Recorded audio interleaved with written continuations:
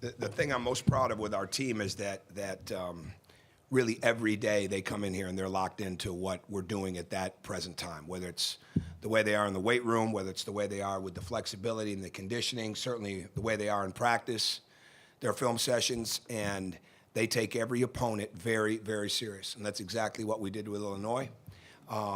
Great respect for John in his program and certainly their personnel. We knew that we had to be, of all the games, this team had the most spacing because they had their five men could really shoot the ball. Obviously, Finke is one of the great three-point shooters in our league. Maverick Morgan can drill it from 15, 17 feet. And it was going to be some harder matchups. So we had to be that much more locked in because if you overhelp on this team, they can break you down and kick it out to three-point shooters. So I thought our guys were really locked into that. They were locked into knowing that they were going to come with a lot of edge and energy on the glass. And once we figured out that we needed to continue to go through the paint to get our three-point shots and play through the post and through the paint to get ball reversal, we were much better. And because there were times early in the game that we were not stagnant, but the ball sat in a couple different areas. It's got to go through the slots and the corners and continue to be reversed so that we can get our spacing better. And that's and at the end of the day, that's what allowed us, I think, to get the three-point looks that we got. So we have a lot of respect for them. They're going to win games. They've got some of the tougher matchups in this league, and this was a great win for us because again, the respect level that we have for them. As far as personal performances, we had a lot of really good ones, but I'll start with the obvious one with Yogi. Yogi, I said this to somebody today. His work ethic came in here really, really strong when he came here 4 years ago, and it has only grown. And he is, without question, usually one of the last guys off. And most importantly, he's always finding ways to get back on. And that has nothing to do with what we're doing in practice. He is always full throttle in practice, always has been. But it's the extra work that he puts in. It's the extra film work that he puts in. It's the way he's carrying his teammates with him. And rarely do you see him watching film on the road by himself. There's a couple guys in there with him. And I think all those things manifest themselves into having a guy that they really look to they want Yogi to succeed. And because they know that Yogi is going to find them. And he sets the tone defensively, he sets the tone offensively. And what I love about him is he's incredibly happy for their success. And his maturity is well on its way. We've got a lot of basketball left. We've got a lot of games left. We've got 12 regular season games, I think, right now. And there's a lot of basketball left to be played. But if he stays on this path of continuing to improve the way that he is and keeps that work ethic that way, he'll leave here with a really strong legacy. Go ahead. Tom, defensively, what has changed since early in the season when you guys were struggling in that area? How did it happen?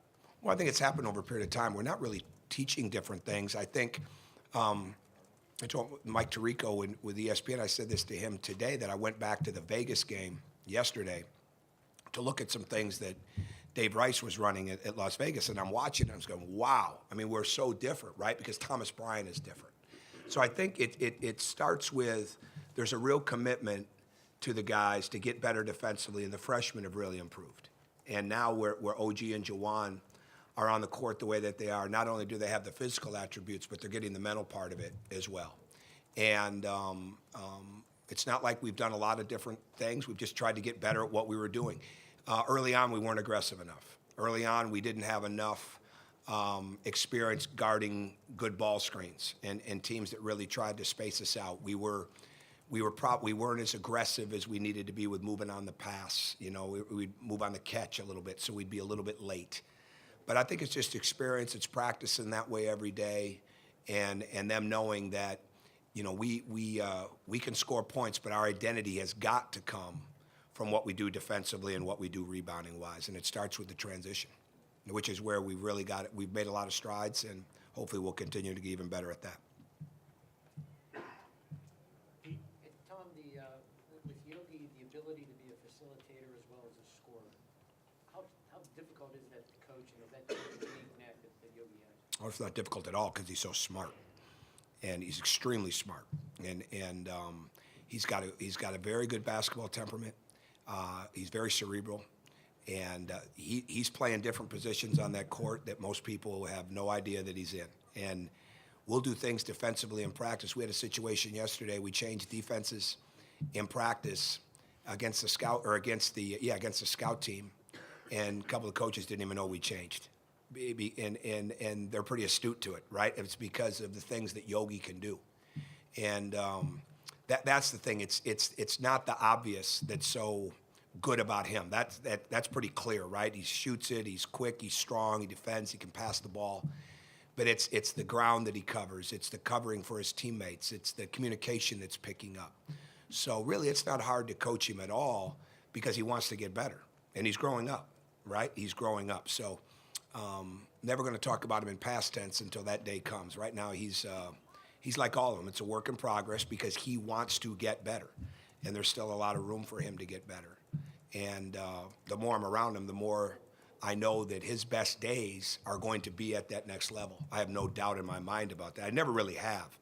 But now as he gets older, I have no doubt in my mind because he's got so much to give because he spends so much time at it. And it's an honor to coach him. Terry? 27 assists on 37 baskets, and also Troy has 5 assists and no turnovers. I didn't realize that. So I didn't realize he didn't have any turns. I haven't studied that very good. That's good. That makes the night even better. So Troy, we spend a lot of time together. You know, he really wants to be really good. You know, he's growing up, and we keep trying to show him and have him see the things that are really going to be measurables for him. His decision-making, his rebounding, what he gets done defensively. Because the shooting and all those kind of things, they're becoming better and better because of the work ethic and the improvement aspect of the program that's always ongoing here. At least I hope it's always ongoing here. But it's that decision-making, it's that rebounding, which is going to be the things that are going to separate him. And the more that he understands that and buys into that and understands that his rebounding is a strength and he never wants to get away from it, his quickness and his speed can be a great strength, can be a great weapon, but he doesn't want to make it a detriment. He's really astute to learning and getting better. And that's what's got to keep up. And if that keeps up, he's going to keep improving. Tom, I think you coached against Michael Lewis while he was here. I mean, what strikes you, I guess, what do you remember most about Michael Lewis when he was playing? Well, I sat with Michael a couple weeks ago at a game. I have a great respect for him. Actually coached against him, and then with Tom Izzo and I took a team to Europe. I was Tom's assistant on a Big Ten All-Star team when they did that, and Michael was the Indiana representative. So got to actually coach him for a couple of weeks. Michael was one of those pure, tough, do what it takes to win. And I think if you ask the average person who the assist leader was, I'm not sure they would know Michael Lewis. You know, if they knew Indiana basketball, they would. But if you asked who one of the great winners at Indiana was, knew one of the tough guys at Indiana was, Michael Lewis's name would come up. And the fact that he made his teammates so much better during that time that he was here says a lot about him. I think he's going to be a great head coach. And he's got a inner and an outer toughness that's really, really clear. And I think for Yogi to be in that company of Michael Lewis and Quinn Buckner and the others that are right up in that top group, that's pretty strong. Yogi didn't know that Lewis held the record. He didn't know the assist that actually put him over the top. Does that surprise you at all? Well, to be honest with you, we really don't spend time talking about those type of things. I mean, he's aware about the assist. The biggest thing with Yogi is this won't be the last time that he's hitting some accolades if he stays on the path he's on. But the most important thing he wants to be is known for winning. And I think that we don't really spend a lot of time talking about, just like we don't spend a lot of time in the negative, we don't spend a lot of time in the positive. We spend the majority of our time in what do we got to get better at now? And as a coach, we always want to look down the road some, with your team, but the most important thing is to stay right in that moment. So they're pretty tunnel visioned into getting better. What was it that made you raise his hand? Because he set a record.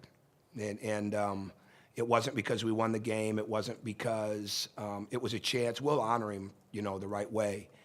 But it was a chance. I've done that a couple of times with guys hit their 1,000th point.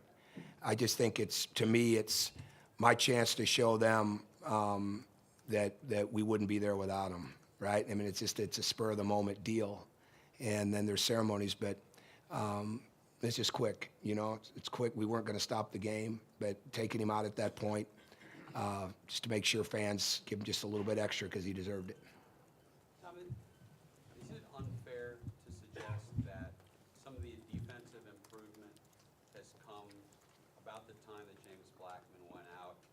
Maybe because your team understands that it doesn't have as much scoring and needs to be more defense-oriented? Yeah, I don't think it's a realist. I've heard that from some others. It's James Blackman put 21 on Illinois last year. He put 24 on Minnesota. We're taking 16 points, 26 minutes, high-level shooting out of our lineup. It's changed our spacing. I mean, we're doing things right now with our team that we've got to, we're building the fundamentals constantly, but we're trying to make up for that. So the thing that people, they don't always see, it's like this defense, this team getting better. They don't always see the improvement level of all of them. Well, James was making improvements too. And when he got hurt, it was at a time when we're hitting the Big Ten schedule. So it wasn't like there was 2 weeks to play some non-conference games and, try to figure out what we're going to do. So, yeah, we miss James Blackman. I mean, it's ask Mike Krzyzewski what it's like playing without Emil Jefferson. I mean, when you take a really good player out of the lineup that's capable of so much, you're going to feel the effects of that. What it's done is there was no one player that is going to come in, and I think we went through this a little bit in Rutgers where a couple guys thought, I may get those 16 points. Well, it doesn't work that way. I mean, it's got to come from everybody, and what it's done is OG was that much more ready to play and is getting more minutes. Juwan Morgan was starting to get healthy, and Thomas Bryant was starting to get healthy, and they're getting more reps in practice. They're getting Thomas Bryant shoots the ball from 3 every day in practice. Tonight was the one that he took, right? So you want them to continue to get better. And James was no different. And now our mission is to help him get better at the things that we can control right now, his strength and some other things that we've got planned drill-wise for him and help him rehabilitate. But I hope we miss James Blackman. I mean, he's one of the great combination shooting guards, whatever you want to call them, certainly in his class, so one of them in the country. And he understood that he had to get better defensively to be a good player on this team because the team needed to get better defensively. So we miss him. Trust me, if he was out there, we'd figure out a way to have him. I guess at some level, are you pleased? It seems like at some level maybe losing him sharpened guys up. I don't agree with that. I think I don't agree with that at all. I think guys are in practice. They're getting better in practice. I don't know how to answer that other than I don't agree with that. I think it's all about improvement. It's all about understanding your assignment. It's all about helping your teammates. And really, what happens is you get your opportunity. And then you either utilize your opportunity and continue to get more of them, or somebody else gets them. And we've had to reconfigure some things more than most people would realize without him in there. I mean, everybody gets a tougher matchup right now. So in that sense, does it sharpen them up? I guess it makes them that much more aware, of who they're dealing with. But we miss James Blackman. I mean, there's no doubt about it. And he'd be enhancing what we're doing.